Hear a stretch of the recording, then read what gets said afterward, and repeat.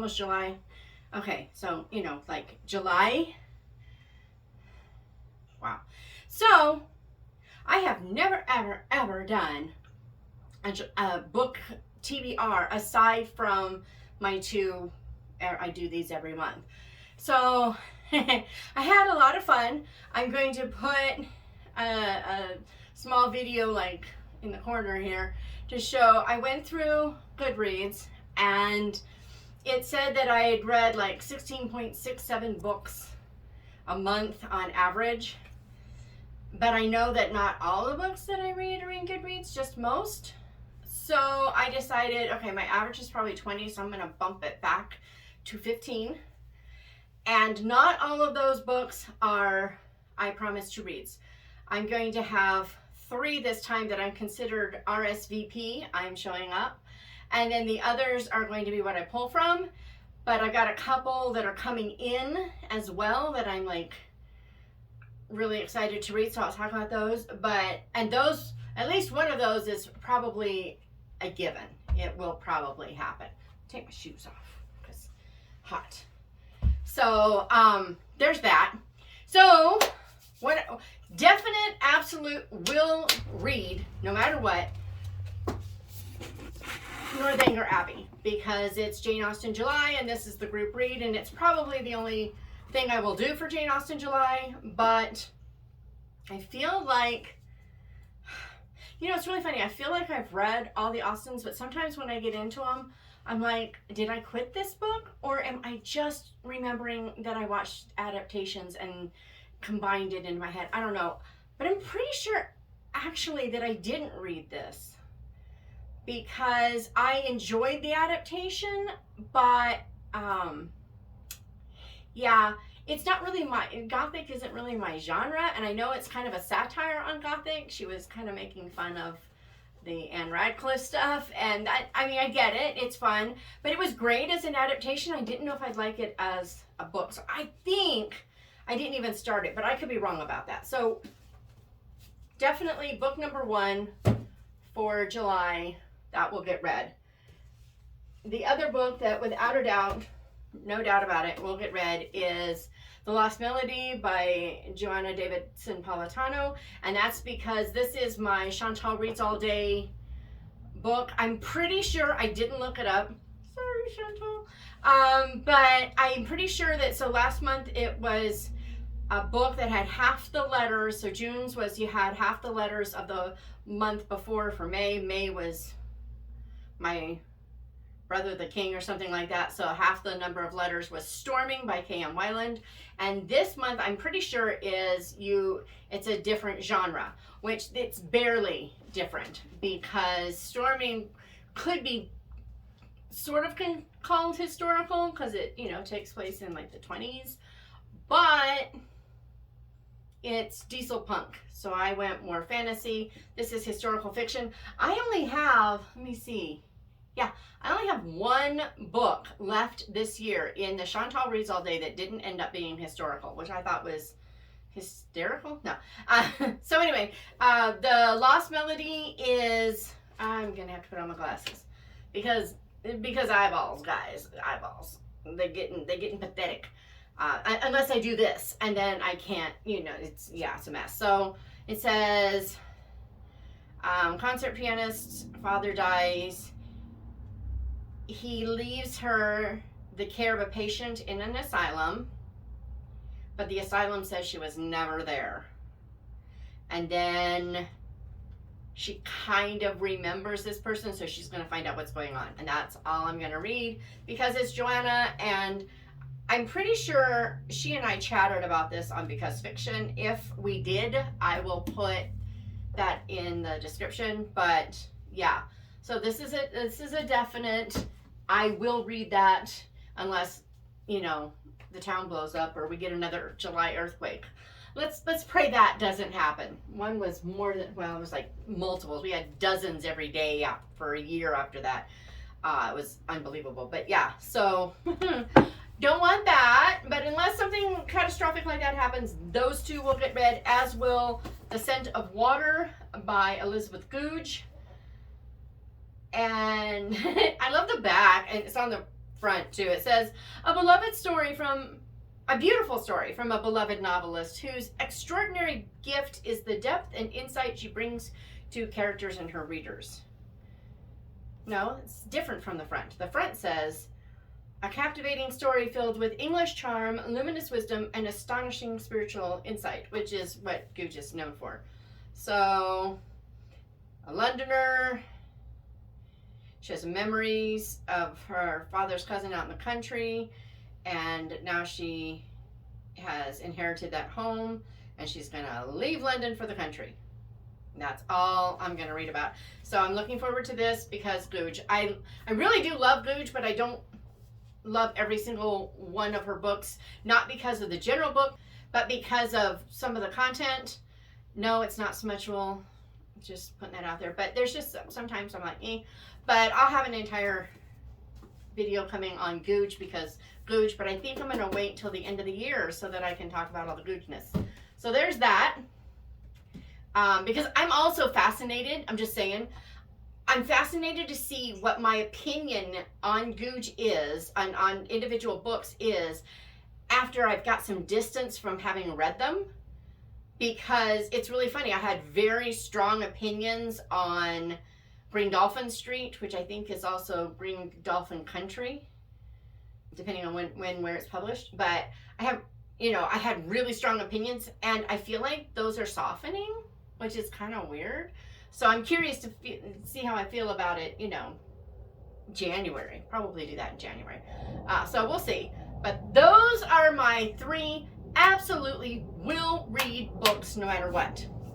Then I'm going to go ahead and do the 2 that I have to do this thingy with. So I have coming to me on June 29th. This is obviously before that. One Southern Summer by Heidi McCann. It is one of Love Inspired's trade books, which their trade line is so far removed from their regular line. I don't want to disparage the regular line because it serves a purpose and it's great, but those books are 55,000 words, and you can't tell a really good story in 55,000 words usually, not the story that you could have told if you had a full-length novel. This book is almost double those words. It's like, I think she said, was it 93? I think I have an episode with her. I will put that in the description. I think she said it was 93. I am so excited. Guys, One Southern Summer, if you liked the movie Hope Floats, imagine that with a solid Christian underbelly. Yeah, I'm so excited because I love that movie. I love the family dynamics, and I love all the stuff. And it's not the same story retold, but it's like a kissing cousin. Sorry, I had to do that because One Southern, yeah. Anywho, so that one's coming out, and that's almost an RSVP. I cannot imagine that I would not read that book. And that's the end of my RSVPs definitely coming. The rest of what I have and the next one I'm going to tell you about, those are what I'll pull from. Oh no, I lied. There's another that it's an RSVP because it's an audiobook. The next, Verity Bright, Eleanor Swift mystery, something about Manhattan. Anywho, it's coming out June 29th as well. And if the audio is available, and it usually is with hers, then that's a definite go, because I'm always going to need an audiobook, right? So there's that. And if any of Benedict Brown's Lord Edgington mysteries come out on audio, there's several, he's got like 4 or 5 books past where the audios are. So if those come out, if one of those comes out during the month of July, it's a definite go as well. So there's just that. I don't remember the name of it, but I'll put the next one I'm waiting for up here just for kicks and giggles. Why not, right? Read the once. Okay. Then the next that I don't have a physical copy of yet because it's pre-ordered but it's not here yet is Susie Finkbeiner's, I think it's the All-American. If I'm wrong, the title is here, and you can see how wrong I am. It's great. I literally, and I do mean this, know nothing about the book except that I think it takes place in the 50s. That's all I got for you. I know nothing about it, but Susie Finkbeiner wrote it, so I'm going to read it. Because Susie and Finkbeiner, and that cover, guys, do you see that cover? I mean, yeah, it's a thing, guys, it's a thing. I have other books that I have on pre-order that I'm waiting for, but those will have to be August books because they're not coming out yet, and I won't cry yet. I'll be okay. Okay, so, aside from those, I'm calling the rest of these open house books. You can come in and peruse and leave as you will. So there's definitely a chance that I will pull one of these off the shelf, start to read and go, yeah, this isn't what I'm in the mood for, and go to something else. But most likely I will have this stack. I'm telling you guys, I've got a lot of books. I think I have more than 20. I have 3, 4, 5, 6, 7, 8, 9, 10, 11, 12. 13, 14, 15, 16, 17, 18. I have 19 plus those other ones. So yeah, you know, that whole, I'm just going to go with 15. Yeah, it didn't happen. So much for that theory. I thought I forgot all those other things, and then I kept adding as I was pulling from, and there'll be video over, yeah, so you can see what I was doing. So you probably at this moment can't even see me, or maybe you can, because I don't know what I'm doing here. Yeah, so next up, in no particular order, I'm going to do this stack first so that I can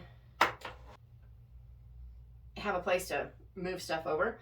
So I'll move them there and then I'll move them back, but whatever. So the first one is The Sweet Life by Suzanne Woods Fisher. I have started this. I don't know what interrupted me. I think it was a trip, and when I got home, it wasn't where I thought it was, and then I got reading other stuff because I couldn't find it, and then I found it, and so I think that's why it's not done. But I loved what I read, and I love the series thing. I have not started the second book, and the third one's about to come out, and oh, I just saw that she has signed up for another Because Fiction episode. I will try to put the episode, you know, for discussing this book with her in the show notes, and probably the second book. And then there's one more that's coming out this year that I haven't talked about yet, but we're going to because I just got the notification. Woohoo! So this is a mother-daughter who goes to, is it Nantucket? I think it's Nantucket. Don't quote me on this yet. Cape Cod. So not Nantucket, Cape Cod. They go to Cape Cod. I feel like I should put in the Cape Cod again. But they buy an ice cream shop, and they have relationship problems, so it's women's fiction, and I think it might be romantic women's fiction. But don't quote me on that because I don't remember. So there's that one. That's almost a given. Charles Martin, The Water Keeper. I have this entire series. It's Somebody Shepherd. Where's the shepherd? It's Somebody Shepherd. Murphy Shepherd. It's the Murphy Shepherd series. There's 3 books: The Water Keeper, The Record Keeper, and the something else keeper. Letter Keeper. Yeah. Water Keeper, Letter Keeper, Record Keeper. But if I recall correctly, somewhere in this series, maybe not in this book, but somewhere in this series, it goes into human trafficking and this guy trying to fix it. The back says, a riveting new story of heroism, heartache, and the power of love to heal all wounds. Yeah, this Murphy Shepherd has many secrets, lives on an island, tending the grounds of a church with no parishioners. Oh, come on. If that doesn't make, that's what made me buy the book. I remember that now. I didn't even keep reading after that. I had wanted to read Charles Martin. I was looking through. I was like, what's this? And this was the newest one that he had released. And I started reading. And when I saw tending the grounds of a church with no parishioners, I went, sold. I didn't even keep reading. But I do know that he pulls someone out of the water and, you know, water keeper. So this is a, I don't have to RSVP to this open house, but I cannot imagine I'm not going to show up. So we're going to do it this way so that the big one is on bottom. So there's that. It was funny, while I was in there pulling books off shelves, I saw this one, and I haven't read it yet. I love Terry Blake. This is another name by Carrie Trumbo. She uses Terry Blake to differentiate between, what are they called? Women's fiction and romance. And it's a very good idea, guys. I got got a soapbox for a second. Just let me soapbox for a second. Some people really have problems with authors who use pseudonyms, pen names, whatever you want to call them. There's a reason for it. A big reason is Amazon's algorithm. They don't know what to recommend to my readers because I don't use a pen name, pseudonym, whatever you want to call it. I'm me. So I have middle grade fantasy. I have a science fiction book. I have historical mystery, I have suspense. I have historical romance. I have Western. Women's fiction, my version of romance that is not most people's version of romance. I mean, I got it all. The only thing I don't have is biblical fiction and horror, and at least the horror is coming. The biblical fiction, I still don't know about that. Can't imagine that I'll ever do that one. But you never know, because me and reasons. So, and I don't have Amish yet, but I actually, believe it or not, I have a historical Amish coming. So, there's that. So, when they go to recommend books on Amazon doesn't know what to do. You know, here's this book about this gal that inherited 8 kids, and do I recommend the medieval fantasy for middle grade, or do I recommend the, oh, I don't know, because it's in the same world, this other one, Abolition, it's a futuristic time travel science fiction-y thing. Almost dystopian now that I think about it. Never thought about that. Anywho, what does it recommend? So, when authors choose a different pen name, pseudonym, whatever, it's to help readers be on Amazon, for one thing. And for another, it's to help readers not get disappointed. When they see Terry Blake, they know they're not going to get straight up romance. And if straight up romance is what they're looking for, she doesn't want them to read this book because they're not going to like it. She doesn't want to waste their time. And the reverse is true. There's a lot of people who don't enjoy romance, but they don't mind romance in women's fiction or in a family saga or in general. So this is why, just a little rant, just a little rant. And the first book is The Rosewood Diary. I want to say cottage every stinking time. But it's The Rosewood Diary. Such a good book. And then the series follows from different people in the books. And so this is the summer one, and there's one for each season. Just saying. And I think, yeah, it needs to be a thing. The next one, I'm pretty sure I'm going to read. I'm going to say that about all of these. I'll try not to. I'll try to resist. But I do want to read. I've read this before. It's got little print. It's got purple ink. Okay, guys. It has purple ink. It's so cute. It's Michael Phillips. Michael Phillips? Who is that? And why have I never heard of him before? No, Michael Phillips. It's The Garden at the Edge of Beyond. It's kind of a fantasy-ish. It's kind of a fantasy, cozy fantasy story. It's beautiful. I wonder if there's anything on the back that won't give away the coolness completely, but it'll tempt you to see. In a storytelling style reminiscent of his literary mentors C.S. Lewis and George MacDonald, Phillips explores the unseen world through the perspective of the past and the future. So, yeah, I want to read that.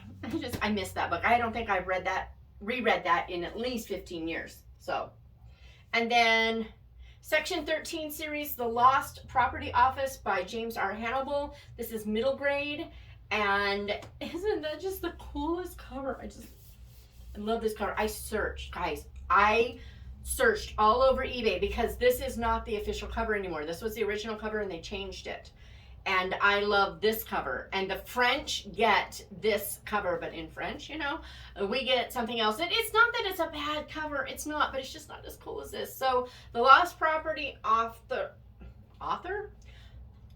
I can speak today because I speak. Yeah. Here we go. It's a thrilling adventure through history with a touch of English magic. It says, if you want him back, number 13, bring me the ember. So, excited to read that. It's been on my, please let me read you, for quite a while. And when I was in there, I was like, yes, because that. And then in the same similar vein, I believe this is YA, it's Shallows. It's a mermaid tale by Denver Evans. A luminescent mermaid, a bookish inventor, a tellable. See, gotta bring some Roger Miller to it, and maybe it'll get fixed. Anywho, a bookish inventor, a terrible truth. It says, the sea isn't safe, only the bravest and strongest become sailors. So I'm going to stop there because I don't want to know more. But I have the other two books, Shallows and Legends, that, ooh, that's not in the right spot. We're going to move this. I like them in ascending size. Just saying. Please be the same size as that one. You are. Thank you.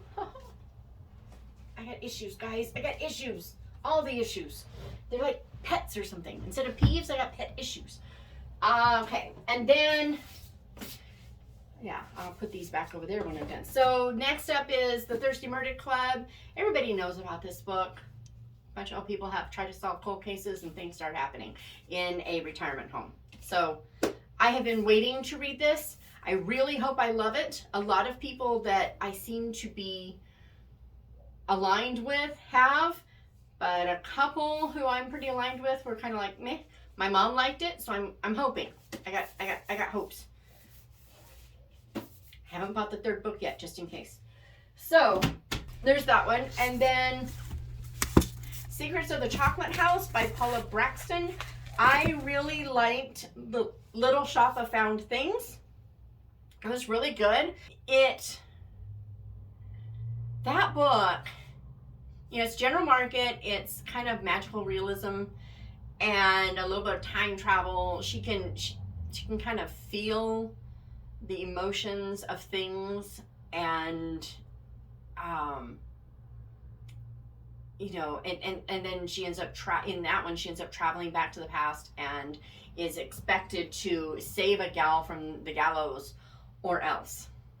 And so she has this whole adventure in the past. And what I really liked, I cannot recall, I have to look at my Goodreads, but I cannot recall if there were any unnecessary words. I don't like coarse language. I don't remember if there was any, but I do remember that there were a couple of times, at least once, maybe twice, where a scene could have gone smutchable and it didn't. And I was so grateful. So I'm hoping I will like this one as much as the first one, because I've already bought the rest of the series because I like that one so much. So I hope that one, I can't tell if that's bigger or not. Well, it is bigger.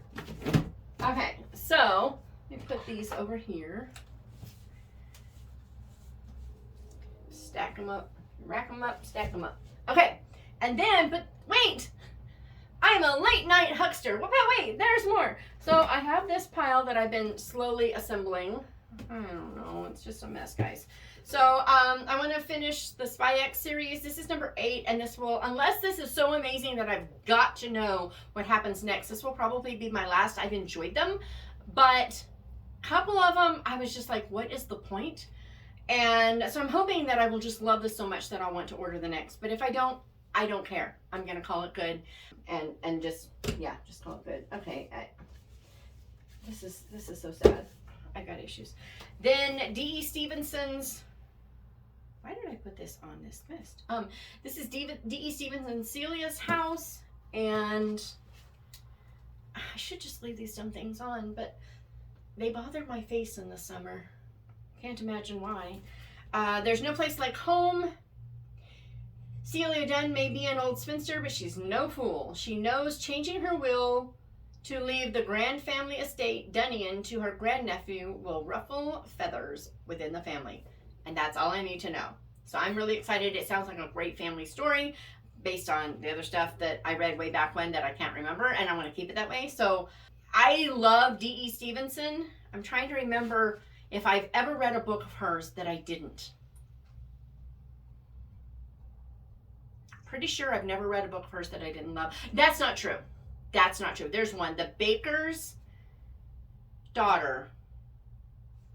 That book got 4 stars from me because I learned so much from it. Not just like how the baker works, not that kind of thing, not just about art, which it's a lot about art. It wasn't that. It was relationships and what is right and wrong and what people do and shouldn't do and all that stuffness. It was so good that I gave it a higher rating, even though I wanted to throw that book across the room. I was so mad at that book. She went in directions. No, there's no smut on the page. There's no language. I'm not what I'm talking about. But she took the story in directions that just infuriated me. But I learned from it. So it was well written, clearly, and because of that, it got good stars. But yeah, this is The Best Left Questions. It's book 2 in the Love Across London series. The first one was The Never List.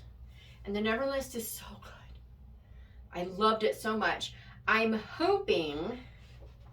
really, really, really, really hoping that this doesn't get more romancy, because she managed to balance it really, really well in the first one, where it's clearly supposed to be romantic, but I didn't feel like, give me a tissue and let me mop up the slobber. It just didn't do that for me, for which I was grateful. So in this one, Charles Stratford is back in London again, and he's got to do stuff, but there's clues in his father's journal, and whoa, they end up back in 1666 with the Great Fire. Okay, and it says, what wounds can time not heal? So yeah, because yeah. Okay, and then Kimberly Woodhouse, 26 Below.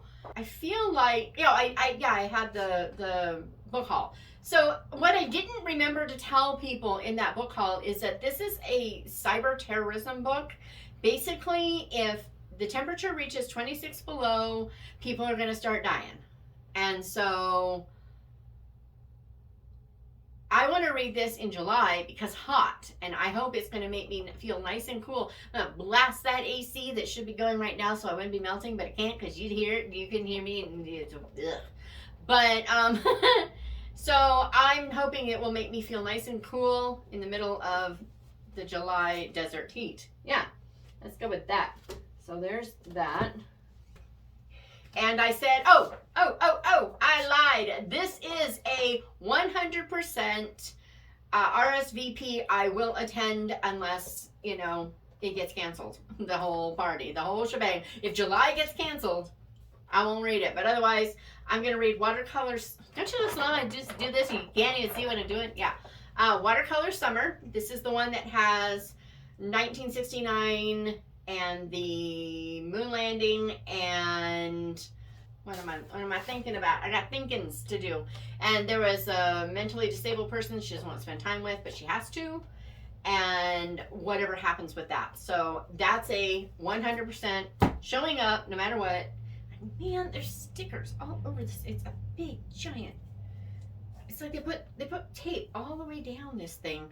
So I can't even get most of this. Oh, I can get this one off though, so I can actually read the spine. Oh, but that's okay because there's a sticker under it covering the spine because it covers the author's name. I didn't know if it was Nan or Ann or so annoying. Anyway, sorry, I just saw that up there and it was irking me. So then next up is a pretty close to absolutely, but not quite. It just looks summery to me. It's What Happened Next by Christina Suzanne Nelson. It says, everyone has a story and maybe everyone needs a little help toward healing. That doesn't grab me. Why did I want to read this book? Oh, popular podcaster and ex-reporter Faith Byrne made a name for herself telling stories of greatness after tragedy, but her real life does not mirror the stories she tells. While her daughters spend the summer in Hawaii with her ex-husband and his new wife, she must manage on her own, and all of that changes when she's asked to spotlight her childhood best friend's missing person case on her podcast. Okay, I'm in. That's why. Missing persons, childhood friend, podcast. Yeah. So that's a almost...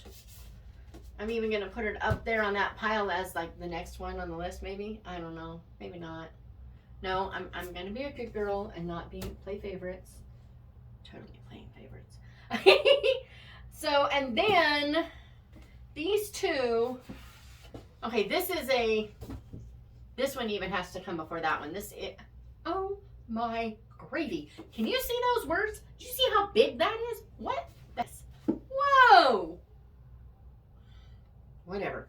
Okay, Keeper of the Bees by Jean Stratton Porter. It was the last one she wrote before her death. It's a tale of a wounded World War I veteran, a beekeeper, and an impish tomboy, all helped by each other.